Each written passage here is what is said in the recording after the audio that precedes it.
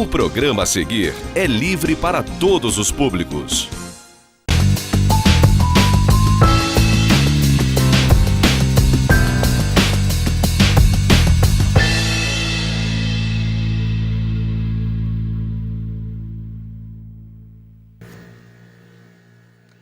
Prezadíssimo cidadão real, você que nos acompanha ao longo destes mais de 11 anos de apresentação do programa Cidade Real, rumo à edição de número 600, já se acostumou com as edições que são reservadas para o mês de outubro, quando prestamos uma homenagem simbólica, mas extremamente merecida, aos mestres, professores, alunos e servidores que se comprometem com o sistema educacional, em qualquer que seja o seu nível.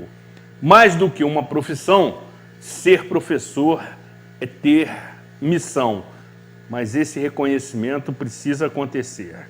E como também em todas as edições anteriores tivemos a oportunidade de tratar esse tema com profissionais, inclusive com um aluno talentosíssimo, Pedro Lac, que esteve conosco aqui recentemente, nesta edição teremos a oportunidade de ouvir e de acompanhar as reflexões corajosas e contundentes de um amigo, professor, dos mais competentes, mais notáveis, publicitário e que conhece como poucos este cenário, até porque está lidando agora com a pós-graduação em duas universidades, Estácio de Sá e Federal do Rio de Janeiro, onde compartilha os seus notórios conhecimentos com os seus alunos, que são privilegiados. O que acontecerá com você nesta edição? Será um programa muitíssimo interessante, divertido, descontraído, mas, sobretudo, muito profundo, com conteúdo que vai lhe propor o contraditório, que incomoda, mas é democrático. É preciso se ter as opiniões diferentes, contraditórias, divergentes, para que você, do outro lado da tela, que tem vida inteligente, possa justamente avaliar e formar a sua opinião. É preciso ter opinião. E é o que esta edição vai lhe oferecer, encerrando essa série de edições do mês de outubro de maneira brilhante e absolutamente imperdível. Com a proteção de Deus, sejam todos muitíssimo bem-vindos a mais esta edição inédita do programa Cidade Real, que conta com o indispensável apoio financeiro dos nossos patrocinadores, diretamente do estúdio Rafael Jacu, neste dia 28 de outubro de 2019.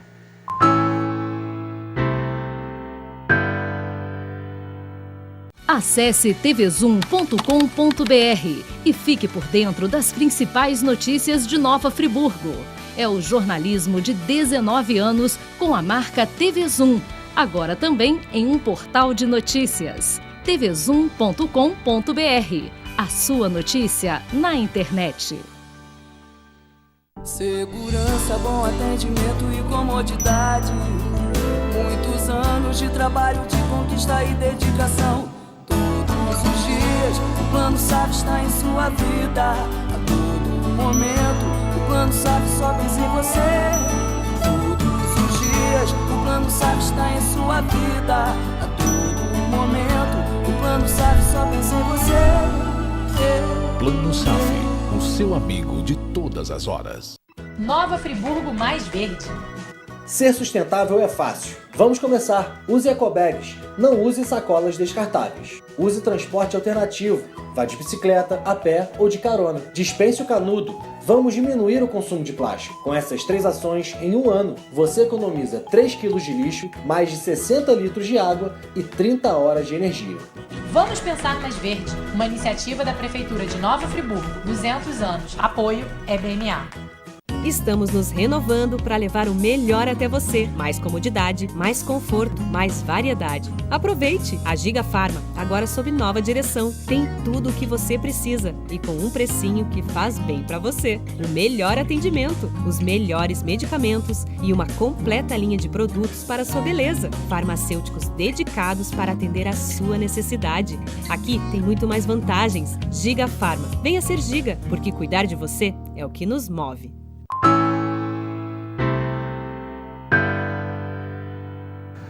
Programa Cidade Real, credibilidade, imparcialidade, informalidade e um toque de bom humor nas noites de segunda-feira, quando você percebeu que eu aproximei esta belíssima e perfumada orquídea, que juntamente com esta ursinha, que tem sido motivo de indagação, eu apenas posso dizer que ela tem a alcunha de cereja, e para aqueles que conhecem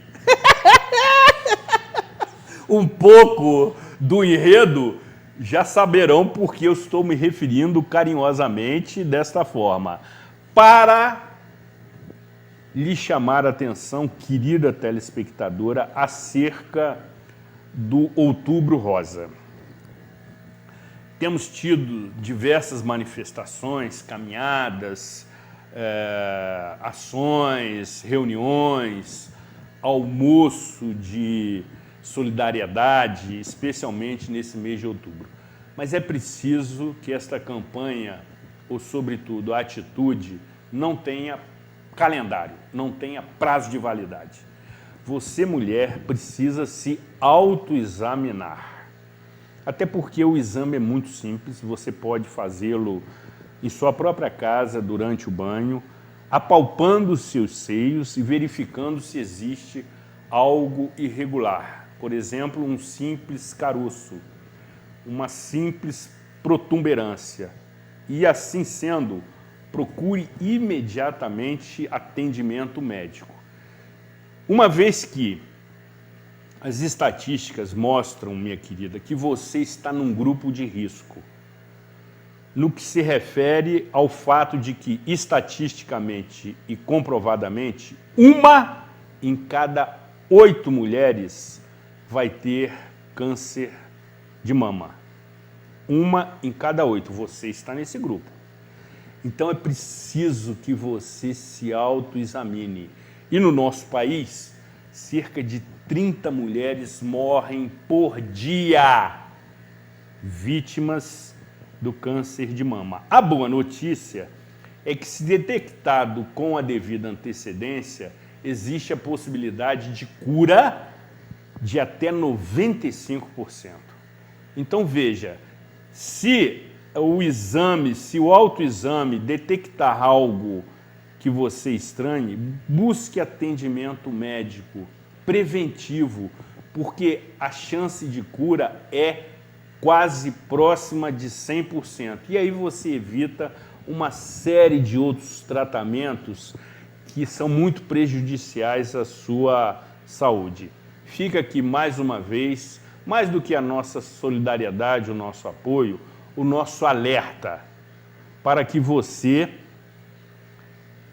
tenha uma atitude de autoestima, de sobrevivência consigo mesmo e com aquelas pessoas que se relacionam com você, que gostam da sua pessoa, que tem uma relação de carinho, de amor, de fraternidade. É muito simples e salva vidas.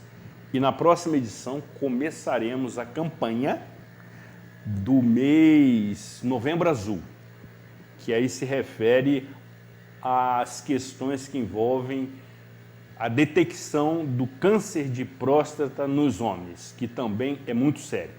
Mas ainda neste mês, novamente, ressaltamos essa importância desta campanha, assim como a ilustre presença do professor de pós-graduação, grande companheiro, nobre amigo, Roberto Lúcio.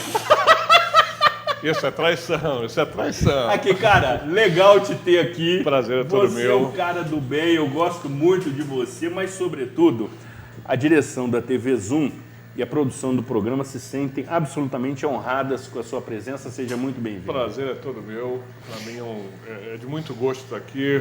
Adoro o seu programa, adoro você sabe disso. E acho que o tema também é um tema muito interessante para todo mundo.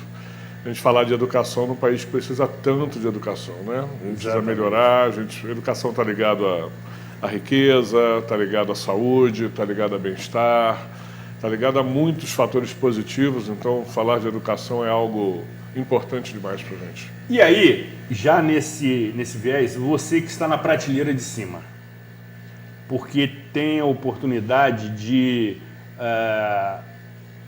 ter obtido pós-graduação e também agora está em vias de também se tornar mestre, por conta de uma aprovação ou bênção, conforme você mesmo disse, da sua tese de mestrado.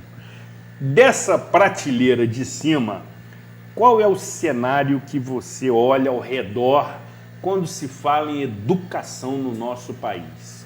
É desesperador, é desestimulante, é precário, é indigno, ou todas as alternativas anteriores são verdadeiras? Eu acho que tem um pouco de tudo, né? De todos os lados, né?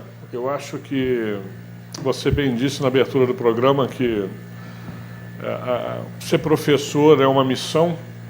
Eu acho que muitos professores trabalham com essa perspectiva, mas existem outros que trabalham só com viés financeiro ou só com viés, abre aspas, do status, que ao mesmo tempo que o professor não tem status no Brasil, ele tem status também, principalmente quando você está no nível universitário para cima, né? Isso, o brasileiro tem essa ambição da universidade a qualquer custo, então ser professor universitário, ou pós-graduação, ou de mestrado, doutorado, isso dá um status muito grande para o profissional. Mas eu acho que existem professores, existem profissionais da área, existem alunos que não estão envolvidos com a causa, como também existe uma maioria, eu diria, que está muito envolvido, muito preocupado. Como a mesma coisa vale para o poder público, né, e para o poder privado. Enfim, tem momentos em que você consegue perceber claramente um viés do propósito, né, de realmente mudar o mundo, de realmente melhorar as pessoas, como você também percebe, não, o meu negócio aqui é só ganhar dinheiro, vamos trocar tostão e está tudo resolvido. Então eu acho que existem os dois mundos presentes no dia a dia da educação. Muito se fala, e tivemos a oportunidade de conversar com alguns profissionais do setor nesse mês de outubro, que nós temos uma escola, e aí se refere à estrutura do século XIX, professores do século XX e alunos do século XXI. Ou seja, temos um conflito de conhecimento, tanto de aprendizado quanto de ensinamento. Sim, mas eu gostaria de fazer uma ressalva importante. Faça. O maior hiato está no aluno do século XXI. Eu acho que a imensa maioria dos alunos precisavam estar no século XXI, porque eles vão trabalhar e viver no século XXI. Mas eles continuam se comportando como alunos do século XX. Século XX? Quiçá do século XIX. E eu percebo, de certo modo, a minha... Assim, só para o nosso telespectador se situar, são 25 anos que eu trabalho como professor universitário. Então, 21 anos como professor de graduação e tem 5 anos que eu já estou na pós-graduação, então existe uma sobreposição das duas fases. Então, o que eu percebo é que muitos dos alunos que chegam hoje para a graduação chegam muito desconectados da realidade do mercado de trabalho, muito desconectados da vida dura que os pais levam para que eles pudessem chegar na faculdade. Muitos são a primeira geração ainda chegando na faculdade e num comportamento completamente desconectado da realidade. Então eu vejo muitas vezes o professor muito mais à frente do que o próprio aluno, no senso de compreender o que o mercado de trabalho espera dele, o que ele vai precisar ter para conseguir ter empregabilidade ao longo do tempo. Porque quem olha para frente hoje não vê a tecnologia destruindo a estrutura de trabalho que existe hoje, não está entendendo nada do que está acontecendo. Então, e daí até nosso próximo assunto, eu tenho certeza que a gente vai falar disso, o meu descontentamento com o modelo educacional. Porque a gente continua discutindo conteúdo, em vez de estar discutindo comportamento. Então, a tecnologia, na minha opinião, vai mudar de tal maneira que não adianta eu investir todo o meu esforço no conhecimento, porque o conhecimento que esse aluno vai usar ainda vai ser descoberto, entende? O conhecimento está em produção. Então, o maior legado que eu, professor, posso dar para esse aluno é muito mais do que o conhecimento, é o comportamento. O que você faz com o comportamento quando você tiver comportamento à sua disposição? O que você faz para interagir, para prosperar? Como é que você estrutura um plano de carreira para a sua vida, um plano de estudo para a sua vida? Eu via muito isso na graduação, né? Terminei a faculdade, não preciso estudar mais. Não está entendendo nada, gente. Eu estou com 50 anos, estou fazendo o meu mestrado e tenho pensado em puxar ou não um doutorado, depende de algumas situações. Isso eu não fiz só por uma questão de empregabilidade, eu fiz isso por uma questão de busca de conhecimento, busca de experiência, melhoria do meu network, reativação de um monte de sinapses do meu cérebro, fui fazer uma dissertação numa área que não era minha zona de conforto, fui buscar assuntos que eu nunca tinha estudado, que eu acredito sim que sejam úteis para a minha vida, mas numa pegada completamente diferente. Então, eu particularmente tenho essa convicção, Jori. Eu acho que o aluno ainda está no século XX, por vezes no século XIX. E aí, nessa sua análise bastante contundente,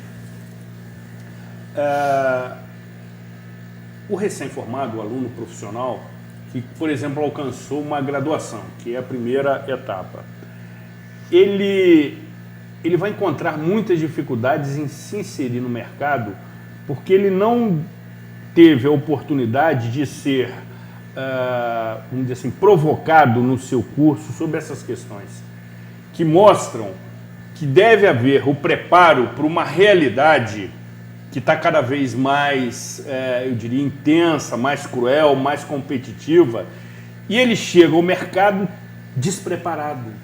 Ele chega no mercado sendo surpreendido e, por vezes, amigo, você sabe disso, ele, por conta dessa situação, se amedronta, se assusta e desiste de tentar colocar em prática, ou pelo menos ser recompensado pelo investimento que foi feito na sua formação.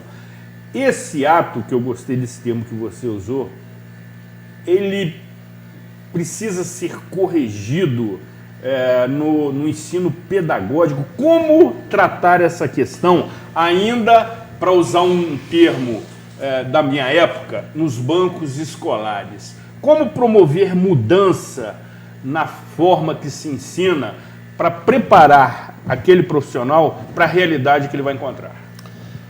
Sim, falando especificamente da fase universitária, né, porque eu acho que o problema antecede a fase universitária naturalmente, sim. Mas falando especificamente da fase universitária, eu acho que as universidades precisam estar dispostas a se indispor com seus alunos. Indispor?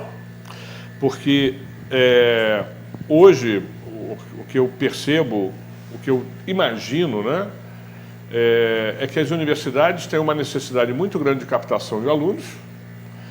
E nessa necessidade de captação, você começa a fazer concessões para a manutenção do seu alunado. E essas concessões, de um modo geral, acabam caminhando no sentido de um afrouxamento. De um relaxamento. E isso gera, naturalmente, dano à formação. Naturalmente, à medida que você vai torcendo a porca do parafuso, vai apertando, alguns alunos vão espanando a rosca no decorrer disso, e isso naturalmente traz uma redução do tempo desse aluno na universidade. À medida que você afrouxa, esse aluno consegue terminar a faculdade, mas ele não termina a formação, entende? Perfeito, perfeito. Ele gradua, perfeito. Mas ele não se forma. Exato, perfeito. Então, e eu acho que a minha crença, né, pode ser utópico ou não, mas a minha crença é de que nosso papel de professor e o papel de uma instituição é formar e não simplesmente terminar um curso. É você conseguir lá. Eu tinha muito essa frase, né, quando eu era professor de graduação, eu falava isso. Primeiro dia de aula. Meu papel aqui é torná-los melhores do que vocês são, independente do quão bom vocês sejam. Então, se eu tenho um cara ótimo, eu vou jogar esse cara ainda mais para cima. Se eu tenho um cara bom, eu vou jogar esse cara para ótimo. Se eu tenho um cara regular, eu vou jogar esse cara para bom. E assim por diante. Eu acho que o papel transformador que o ensino tem é esse. Esse é o grande legado que você pode deixar. E isso passa, volto a dizer, muito mais na questão comportamental do que simplesmente no conhecimento. Porque eu estou ensinando uma técnica de marketing hoje que daqui a 10 anos ela pode mudar. Agora, se eu ensino esse cara a ser altamente comprometido, a conhecer que ele é capaz de melhorar, que ele é capaz de fazer mais, que ele é capaz de transformar, que a participação dele fez diferença dentro do processo. Se eu conseguir ensinar isso durante a minha disciplina, eu formei um profissional. Que amanhã vai pegar essa nova técnica de marketing que ele não aprendeu comigo, que é uma novidade, e ele vai conseguir usar isso e fazer toda a transformação que essa nova técnica, esse novo conhecimento vai trazer. Isso serve para a medicina, isso serve para o direito, isso serve para a administração, serve para qualquer área. Então a gente precisa formar profissionais que sejam capazes, que sejam confiantes, que sejam fortes, que sejam atualizados e atualizáveis. E eu não vejo a graduação hoje comprometida com isso. E os alunos? São comprometidos, estão aptos a esse tipo de entendimento ou mais relaxadamente, desinteressadamente, sem motivação, tem por objetivo único concluir o curso, obter o diploma da graduação para poder se inserir no mercado? Você, ao longo desse tempo, em sala de aula, deve ter tido dificuldades em tentar convencer muitos alunos dessa sua proposta. Enquanto eu estive na graduação, eu fui taxado como o professor mais severo da graduação. Então, mais severo, amigo? Isso. Apesar de todo mundo gostar da minha aula, eu não fazia nem lista de chamada, porque as turmas cada vez maiores. Cheguei a ter turma com 86 alunos. Imagina você fazer uma lista de chamada de 86 alunos, né? Você acabou a aula. Terminou, exatamente. Então, as minhas aulas eram cheias, o pessoal ia, de um modo geral, eu acredito que eles gostassem da minha aula. O problema era sempre a prova, né? Você dá uma apertada e, de um modo geral, isso tira todo mundo da zona de conforto. O que eu entendo é que, de um modo geral, os alunos não estão acostumados a serem confrontados com os seus limites. E isso vem muitas vezes de casa. Vamos fazer uma separação importante. Exatamente. Porque eu vejo todo mundo só cobrando. Eu vejo isso na escola. Eu dou consultoria para a escola e já dei para outras escolas. E eu vejo os pais chegando na escola com um filho de 10 anos de idade achando que a escola tem que educar o filho. Não. A escola não tem que educar o filho. A escola tem que passar conhecimento para o filho e reforçar valores que ele tem que aprender dentro de casa. Essa é a minha opinião de pai, inclusive. Concordo plenamente. Então, eu não transfiro, não terceirizo para ninguém a educação do meu filho. A educação do meu filho é responsabilidade minha e da minha esposa. Então, o que eu percebo é que esse aluno chega na universidade hoje sem ter sido confrontado uma vez sequer durante a vida dele. Papai eu quero, está aqui, mamãe eu quero, está aqui. E ele vai sendo mimado ao longo da vida. E os pais não fazem isso por mal, é óbvio que não fazem isso por mal, fazem isso acreditando que a melhor maneira de amar é fazer tudo pelo filho. E particularmente, eu discordo completamente disso, porque a gente não cria o filho para a nossa relação, a gente cria o filho para a relação com a vida. Dele, e a vida. E a vida é dura, né? O meu ditado de lei, meus alunos, que são meus ex-alunos que estão me ouvindo, vão saber de cor. O mundo é mau, eu sempre falo isso. Mas a vida pode ser boa, sempre tive essa ressalva. E o que faz a diferença entre a vida ser boa ou não ser boa nesse mundo mau, são as decisões que a gente toma na nossa vida. E essas decisões passam naturalmente por um processo que não vai criando ferida na gente, não. Vai criando capacidade da gente suportar as pressões. E a universidade, eu acho que ela tem um papel importantíssimo de elevar o patamar, de elevar o nível desse aluno para um novo nível. Entendeu? A gente tem que formar vamos brincar aqui, Highlanders. A gente tem que formar guerreiros, porque o mercado de trabalho espera por isso. Eu acho um enorme engano as pessoas acharem que um diploma universitário vai mudar a vida delas para melhor. Um diploma universitário não muda a vida para melhor se você não tiver um baita num curso feito. Um diploma universitário vai piorar a sua vida, porque ele vai pegar a tua empregabilidade, que é desse tamanho, e vai fazer isso aqui. Agora você só serve para isso. Um cara que é formado em Direito só serve para ser advogado. Sem dúvida. Ele não serve para mais nada. Um cara formado em Publicidade só serve para ser publicitário. Um cara formado em Engenharia só serve para ser engenheiro. Então, quando eu não tenho profissão, eu posso fazer um monte de coisas. Pode ser profissões de menos valor, pode até ser. Mas eu tenho um range de opção muito grande. Mas quando eu me graduo, eu faço isso com as minhas oportunidades. E aí eu pergunto, será que tem lugar para tantos engenheiros, para tantos arquitetos, para tantos administradores, para tantos publicitários, fisioterapeutas, advogados, etc.?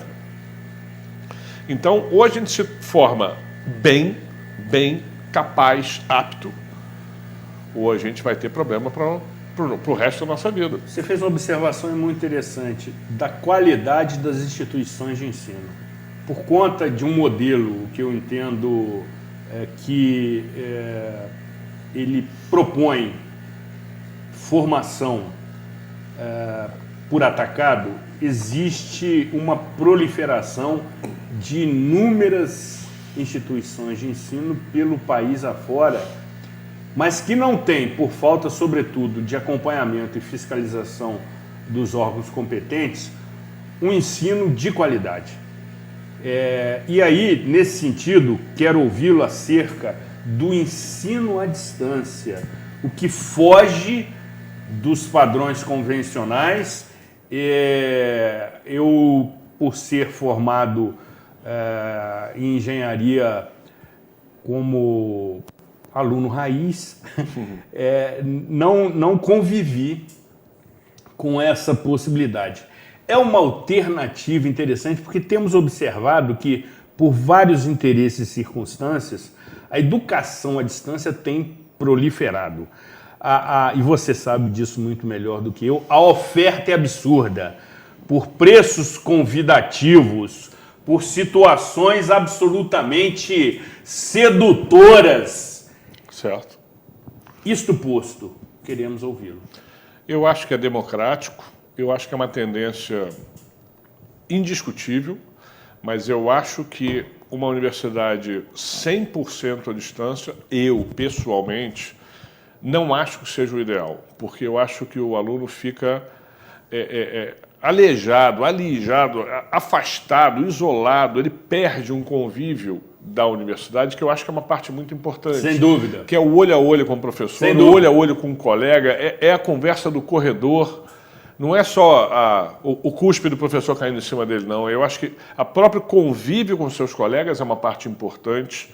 Eu aprendi muito conversando com meus colegas. Um tinha uma experiência profissional, o outro tinha outra. Um estava fazendo um estágio, o outro estava fazendo o outro.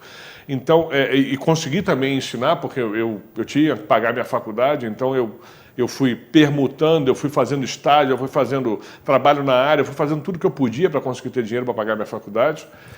Então, eu acho que o convívio universitário é uma parte importante. Mas eu acho, sim, extremamente fabuloso você ter algumas disciplinas à distância, onde você possa trazer o nome mais renomado do país naquela área e ele fazer uma apresentação, ele trazer um conteúdo, ele trazer uma palestra, ele trazer uma vivência.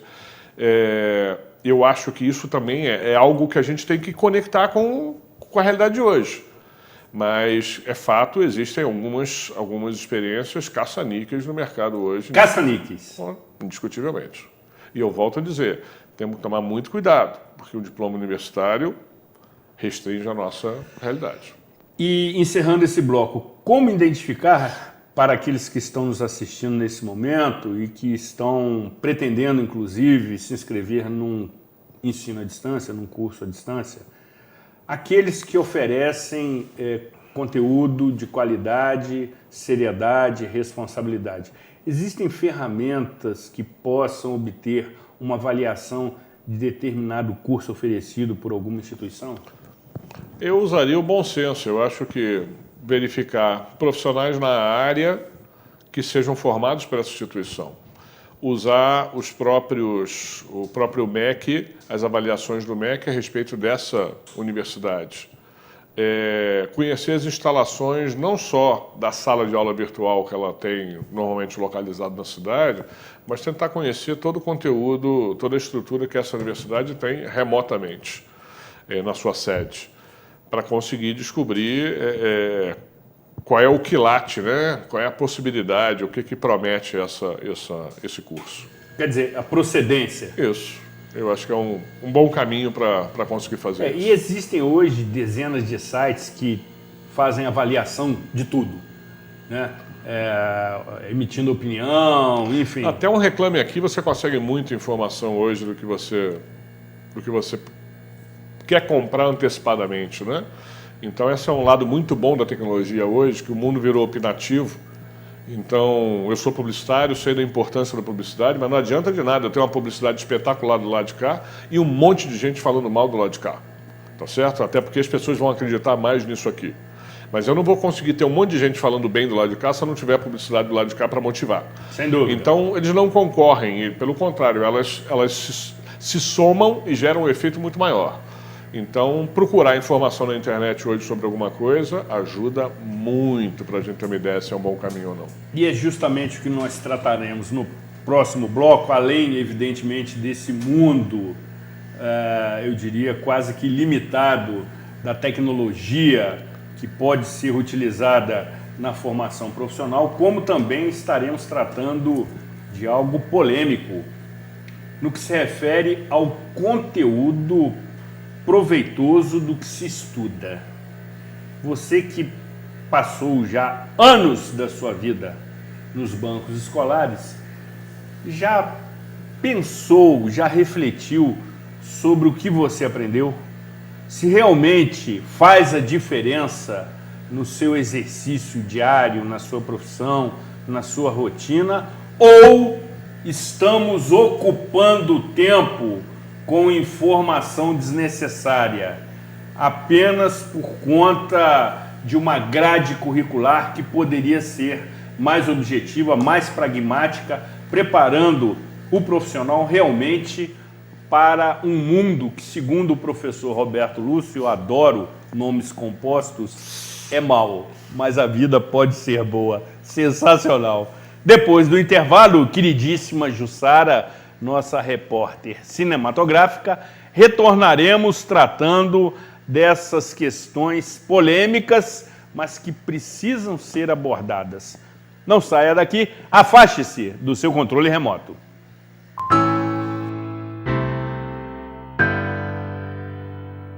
Unimed Nova Friburgo, sempre cuidando da sua saúde. São mais de 10 milhões de reais investidos nos últimos anos. Novos hospitais credenciados, nova central de especialidades credenciada em Teresópolis e em breve em Nova Friburgo. Venha para o plano com maior rede credenciada e os melhores médicos e hospitais. Ligue 0800 765 5517 e descubra as ofertas de planos com cobertura estadual e nacional. Unimed Nova Friburgo, cuidar de você. Esse é o plano. Sua frota ou seu veículo rastreado em qualquer lugar com tecnologia Sistal. Tudo em tempo real com diversos controles e relatórios. Exclusivo atendimento local 24 horas. Sistal, tecnologia em segurança para sua empresa, casa e veículo. Acesse tvzoom.com.br e fique por dentro das principais notícias de Nova Friburgo. É o jornalismo de 19 anos com a marca TV Zoom. Agora também em um portal de notícias. tvzoom.com.br. A sua notícia na internet. Parque das Águas Residencial. Condomínio de fácil acesso aos complexos industriais, rodovias e a metrópole fluminense. O novo empreendimento reúne 8.000 metros quadrados de lazer com academia, salão de festas, restaurante panorâmico e a maior piscina da região. Unidades de 360 a 900 metros quadrados, com financiamento próprio, sem juros e intermediárias. Parque das Águas Residencial. Venha e invista no seu bem-estar. Comunica para quem paga, comunica todo target, comunica para quem compra, comunica para quem age. Comunica para o esportista, comunica planejado, comunica o consumista, comunica adequado. Target Comunica. Comunicação e marketing de resultado.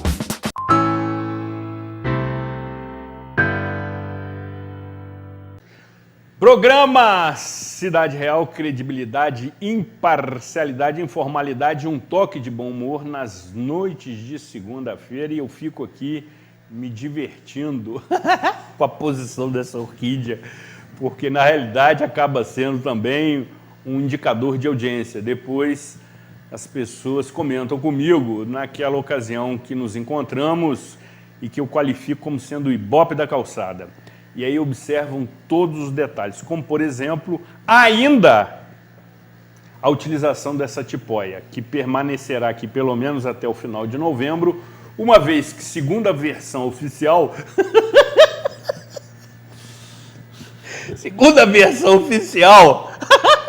eu fraturei o braço por conta de uma queda no quintal de casa. Outras versões paralelas, também conhecida como fake news, dão conta de outras explicações, mas eu peço a você que me conhece, que me assiste já há muito tempo, para somente confiar na versão oficial. Realmente foi por conta de um tombo, de uma queda que eu tive no quintal de casa há cerca de 25 dias, me causou uma fratura no braço direito, que está me trazendo as devidas limitações, mas sobretudo, mais do que o sofrimento e a dor, é um exercício de paciência. Sensacional, você tem que reaprender a operar seu corpo com o lado esquerdo que você utilizou durante décadas como sendo auxiliar. Se inverte esta rotina e isso lhe causa reflexão, avaliação, e aí você tem que entender que paciência e tolerância são virtudes que não são para os fracos. É preciso você ter essa dose de reflexão e de entendimento. Como também professor Roberto Lúcio, eu adoro chamá-lo dessa forma, porque ele fica absolutamente indignado comigo, porque eu faço lembrar da senhora, sua mãe, que quando o chamava dessa forma, era para puxar a sua orelha face a alguma estrepulia. E quando eu chamo, e que não foram poucas, e quando eu faço eu me divirto. Também está conosco todas as segundas-feiras no Jornal da TV Zoom, com o quadro Um Olhar sobre o Consumo. Ele grava semanalmente, sempre de maneira inédita, um quadro tratando dos assuntos dos mais variados. E pela sua competência e conhecimento na área do marketing e da publicidade, vale você assistir às edições do Zoom TV Jornal, obviamente, mas especialmente nas segundas-feiras, quando ele oferece reflexões muito importantes sobre esse segmento, sobre esta área que cada vez mais está presente nas nossas vidas, como também está presente na vida do professor Roberto Lúcio, e eu vou fazendo as costuras, a querida Eliana me faz aqui a oportuna correção ao professor, que nesse momento nos privilegia com a sua valiosa audiência e que acumula a nobre função, nem tanto por vezes, de sua esposa. Querida Eliana, meus respeitos, meus cumprimentos, um abraço fraterno e um beijo carinhoso. Quero lhe cumprimentar, sobretudo também, pelo seu exercício de paciência e tolerância. Muito. Se é que você está me entendendo. Fartamente, eu tenho certeza. Certamente. Amigo, feita esta resenha, retomando o feito à ordem. Eu encerrei o bloco anterior levantando ou propondo essa reflexão acerca do que aprendemos na nossa vida, eu diria escolar, em vários momentos, desde o início do nosso histórico até sempre. Conforme você muito bem disse, é preciso se entender que esse processo tem que ser permanente. No seu entendimento, existe muito espaço ocupado ou muito conteúdo sendo oferecido desnecessariamente? Ou seja, poderíamos ter uma grade curricular mais voltada aos interesses de um futuro profissional, qualquer que seja a sua área? Eu acho indiscutível que sim. Indiscutível? Indiscutível.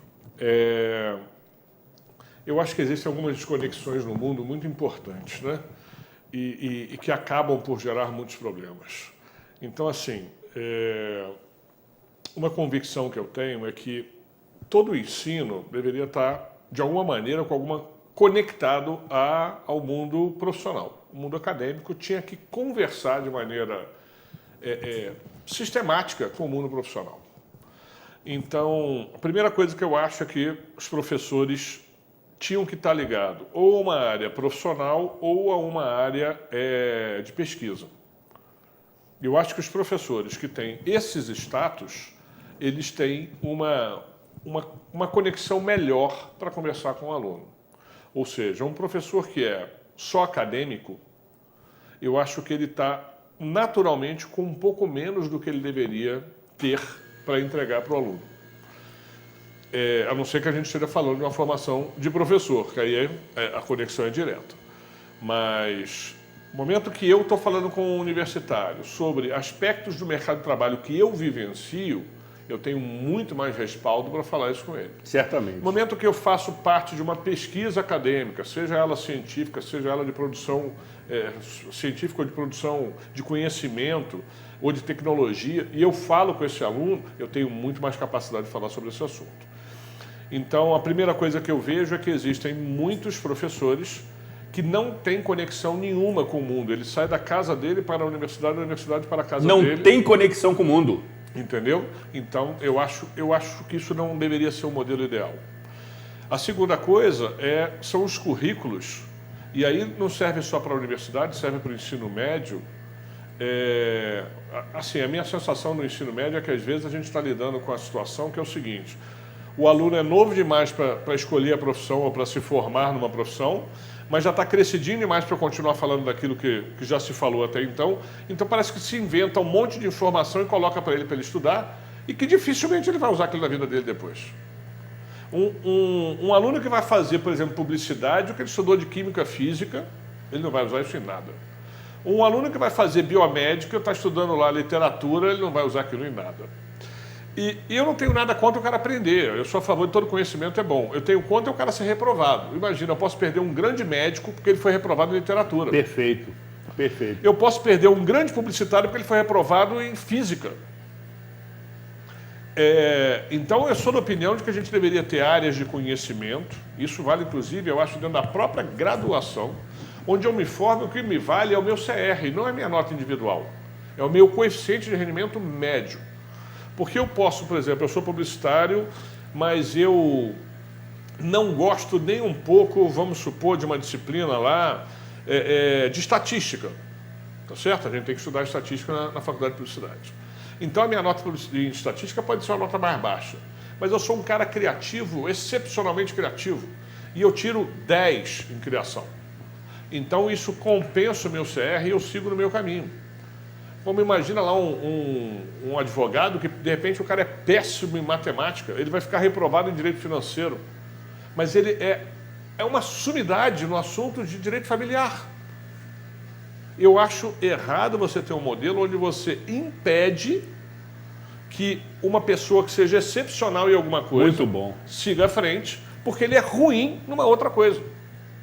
Isso é uma coisa que aos meus 50 anos eu já cheguei à conclusão, e eu não faço mais esforço naquilo que eu sou ruim. Sou ruim e acabou. Agora eu estou tentando só melhorar aquilo que eu sou bom. Exatamente, amigo. Porque para que eu vou ficar lutando a minha vida inteira com alguma coisa que eu não tenho a menor vocação? Exatamente, cara. Entendeu? Uhum. Então, assim, e a gente tem um modelo que é absolutamente o merdiano, né? A gente bota todo mundo na média ali. Você tem que ser razoável em tudo. E eu não privilegio ninguém que é bom pra caramba em alguma coisa. Eu não faço isso no ensino médio, eu não faço isso no ensino da graduação ou na pós-graduação. A gente continua trabalhando com uma média individual, em vez de ser uma grande média geral. E vamos olhar, se a gente não olha para as nossas relações pessoais, para as nossas relações profissionais, de uma maneira diferente do que a gente é visto dentro do sistema acadêmico. Você vai lá e busca um profissional que é bom pra caramba numa coisa. De um modo geral, é esse que todo mundo tem um grande valor no mercado. E que é uma exceção esse cara ter sobrevivido ao modelo de ensino. Porque para ele ser bom pra caramba em alguma coisa, a gente já descobriu, ele é ruim em outras. E ele é muito ruim em outras. Invariavelmente. Invariavelmente, parece que o nosso cérebro tem uma capacidade total. Se a gente usa muito aqui, ela esvazia ali. Você pode reparar. Você pega pessoas que eram brilhantes em determinada área, elas tinham problemas de relação pessoal, tinham problemas de memória, tinham problemas de aprendizado. Einstein foi considerado um cara com problema de aprendizado, porque aquele modelo era medíocre para ele, ele não conseguia ter capacidade de seguir com aquilo. Ele orbitava de outra maneira. Então, isso é a prova, tem aí sabe, porque a gente tem um modelo que é um modelo de massa. E aí, para massa, a gente trabalha desse jeito. Na média. Na média, que é o pior. Na média, exatamente. Entendeu? Exatamente. Então, eu acho que já chegou a hora, e a gente está num mundo de expansão de conhecimento tão grande, muito do que os nossos filhos vão usar não foi sequer inventado. Quem é que conseguia, quem é que estudou há 20 anos atrás linguagem de aplicativo? Quem?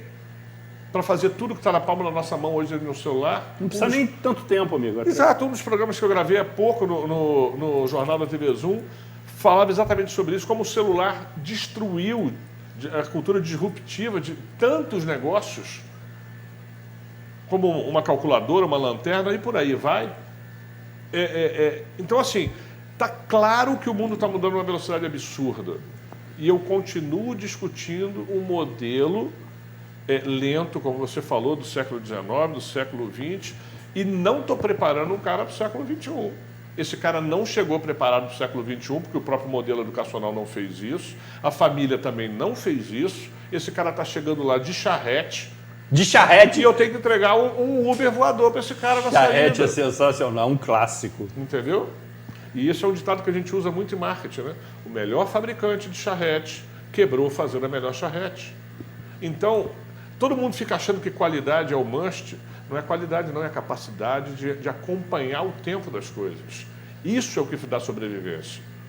Então é melhor um Uber com os defeitos dele do que uma charrete boa pra caramba.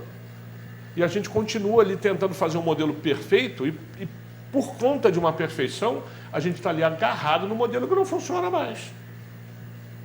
Gente, o ensino médio é uma prisão para um jovem, na minha opinião, de um modo geral. Tive um baita cuidado para escolher a escola do meu filho, acho que eu fiz uma ótima escolha para conseguir livrá-lo disso tudo. Mas se você pegar o modelo básico de uma escola de ensino médio, é uma prisão onde você discute um monte de tema desconectado da tua realidade.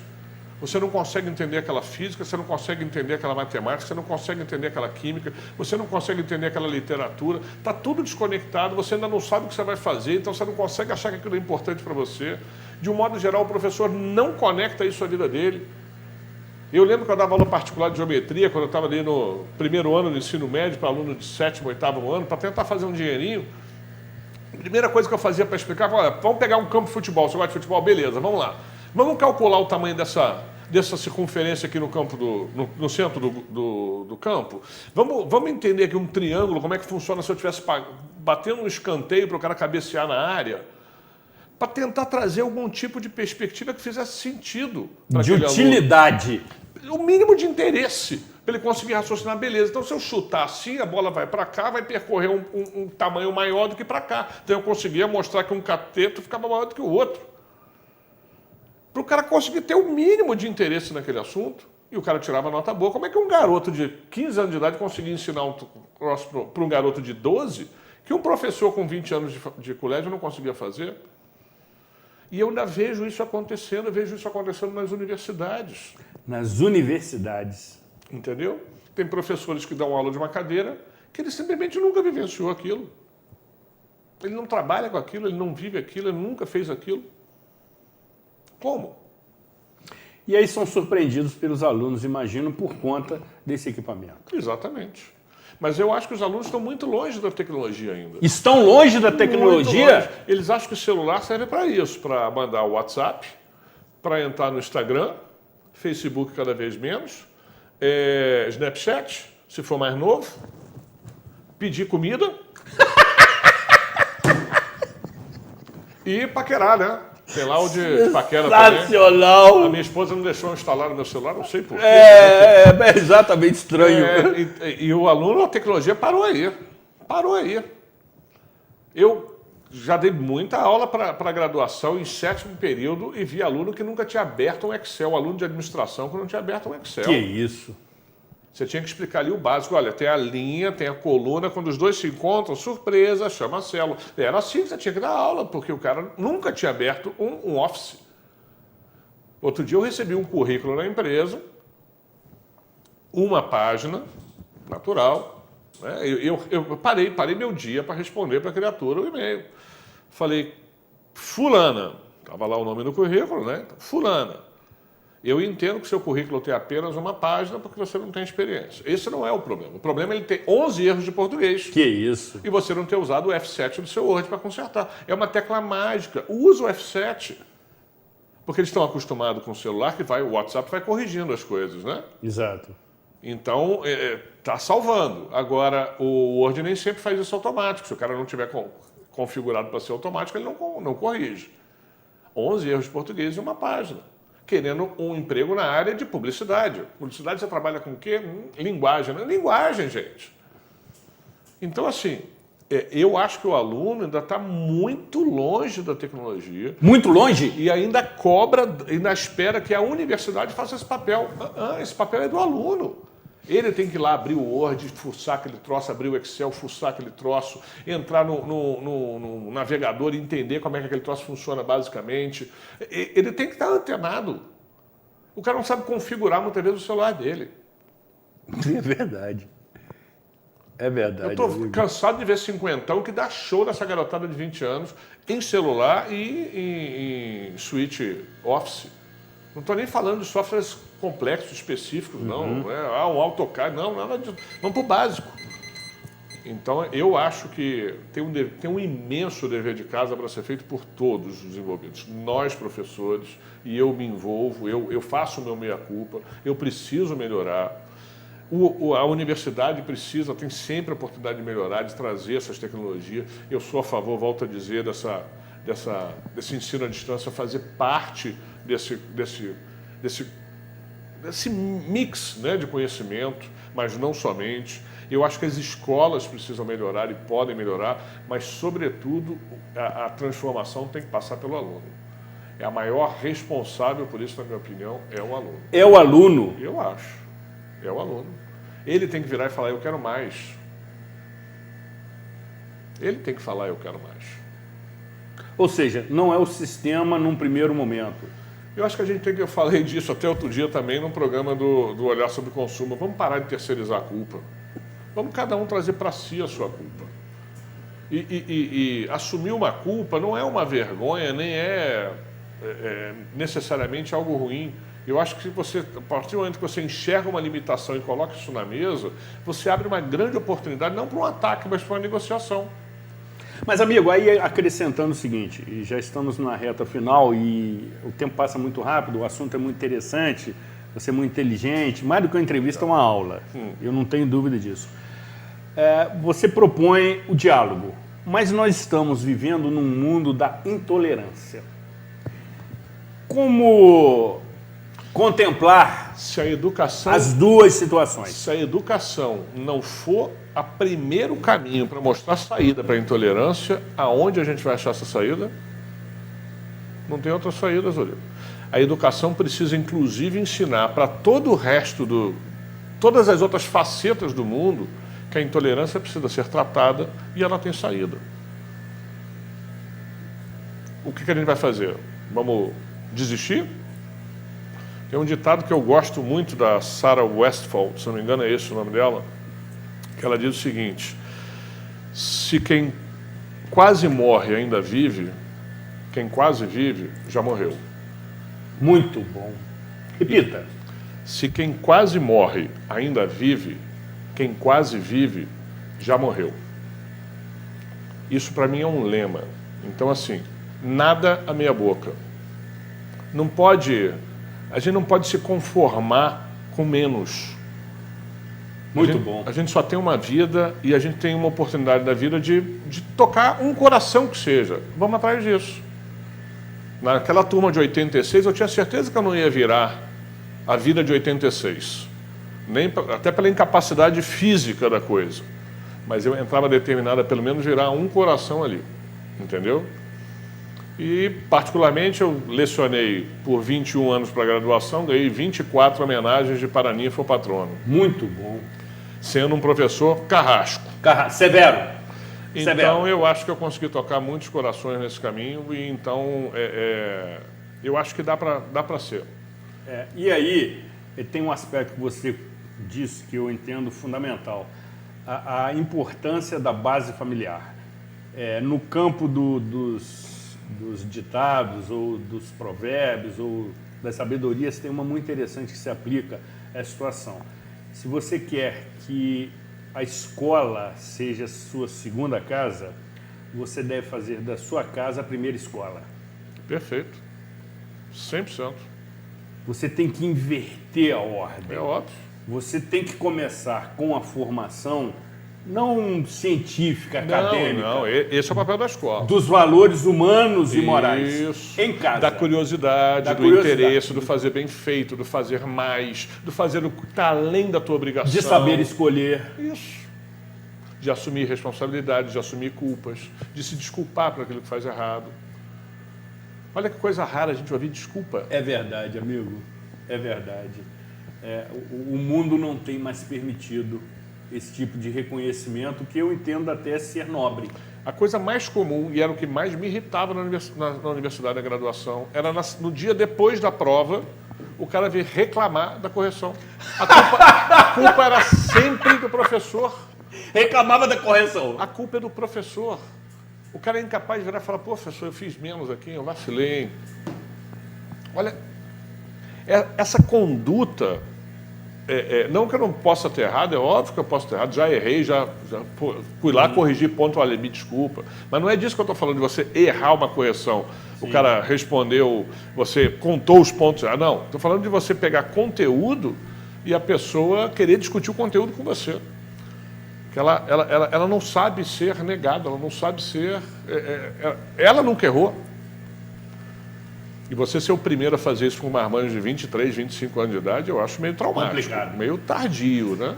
Companheiro, nessa reta final, é evidente que a gente está falando para muita gente nesse momento, pais, alunos, professores que estão sempre atentos e sempre prestigiando o programa Cidade Real, que para mim é motivo evidente de satisfação, mas sobretudo de comprometimento com o tema e convidado que trazemos aqui semanalmente.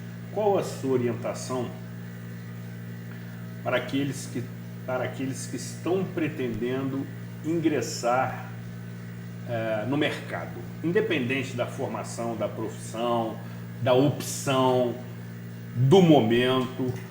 Qual é aquela orientação?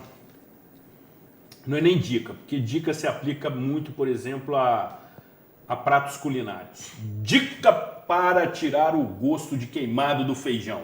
Mais do que isso, qual é a sua orientação para quem está pretendendo entrar no mercado e ser minimamente bem-sucedido?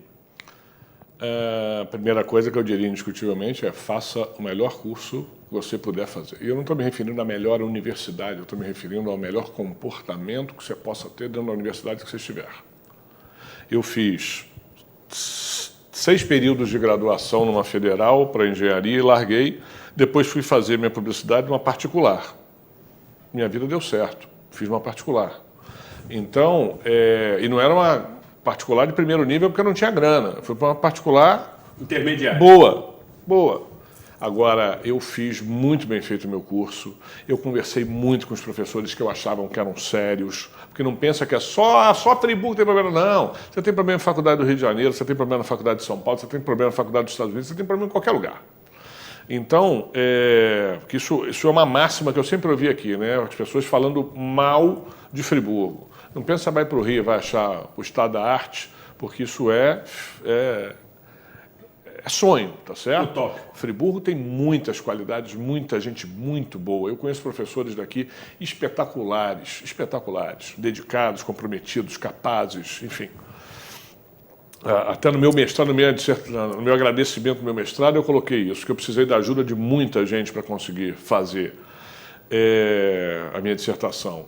E eu ainda coloquei isso. Eu falei, conheci gente com muito conhecimento e muita má vontade. Conheci gente com pouco conhecimento e muito boa vontade. Então eu reforço que o conhecimento está longe de tornar as pessoas melhores. Eu abro meu mestrado falando sobre isso. Porque eu acho que a coisa mais importante do mundo são as pessoas. O conhecimento só vai ter valor se essas pessoas souberem o que fazer com esse conhecimento. Certamente. Então, voltando especificamente para o que você falou, eu percebo assim, faça o melhor que você puder.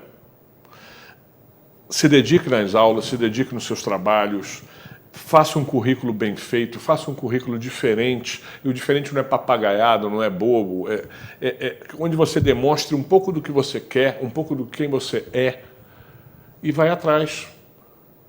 Eu não consigo entender, eu vejo alunos, eu recebo às vezes currículo de alguém no 8º período, eu pergunto, fala, amigo, a minha empresa tem 20 anos, por que o currículo não veio antes? Eu nunca mandei currículo não, estou mandando agora que eu estou me formando.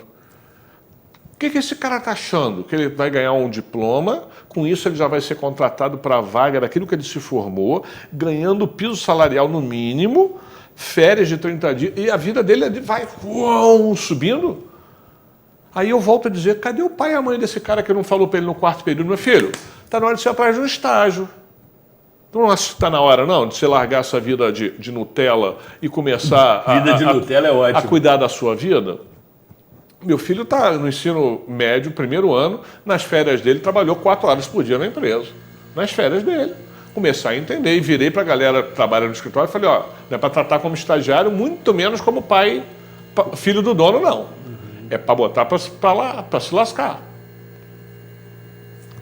Porque não adianta eu criar ele como bebezinho do papai, porque depois o mundo não vai tratar ele desse jeito. Exatamente. Agora, pergunto eu, se o senhor fosse empresário ou a senhora fosse empresário, contrataria um aluno que está no último período, ele vai ter 2 meses para se formar profissionalmente, porque o acadêmico ele está terminando, e aí você já tem que efetivar esse cara? Ou você vai pegar alguém que está mais lá embaixo que vai dar tempo de você preparar esse cara? Aí eu pergunto, esse cara que se formou agora no 8º período, terminou a faculdade, nunca estagiou, você acha que ele consegue um emprego depois? Dificilmente. Acabou com a vida dele. Exatamente. Então, agora, a faculdade não devia falar sobre isso? Certamente. O ensino médio não deveria falar sobre isso? Os pais não deveriam falar sobre isso? Certamente. Os professores não têm que falar sobre isso? Especialmente. Então, é o que eu estou falando, o pacto é de todo mundo. Agora, quem é que sai mais prejudicado? O aluno. Então, meu amigo aluno, traz para você a responsabilidade e vai atrás do que você quer para o resto da sua vida. Cara, você é muito bom. Muito obrigado. Você é muito Sempre bom. um prazer e uma honra estar aqui. A recíproca é verdadeira, você conhece muito do que fala, com muita propriedade, sobretudo, cara, com coragem, com ousadia. Às vezes me parece faltar essa determinação, essa coragem, essa ousadia de ter opinião. É preciso ter opinião como você tem. Não é nem a questão da minha opinião, é uma convicção. Eu tenho muito medo da lesão que isso vai causar nas pessoas por não fazerem. Mas você torna isso de conhecimento, você torna isso exposto, o que muitos preferem ficar na zona de conforto para não se comprometer. Daí a sua atitude é louvável e queremos tê-lo aqui por mais vezes. Sempre um prazer. E brevemente teremos o professor Roberto Lúcio, que é um termo ótimo, revelando uma outra habilidade sua profissional na condição de DJ. Isso. Aguarde brevemente na tela da TV Zoom uma performance do DJ Roberto Lúcio. Absolutamente imperdível. Precisamos encerrar definitivamente agradecendo a Deus novamente pela proteção, pelas bênçãos, pela paciência, pela tolerância e, sobretudo, por conceder àqueles que têm a responsabilidade e o comprometimento concedido pelo nosso voto, defender o sistema educacional em todos os âmbitos, sobretudo aqueles que envolvem também a formação ética e moral, porque é exatamente isso que Nova Friburgo, que nos une, é o que espera, o que precisa e o que merece. Cuidem-se bem e até a próxima edição.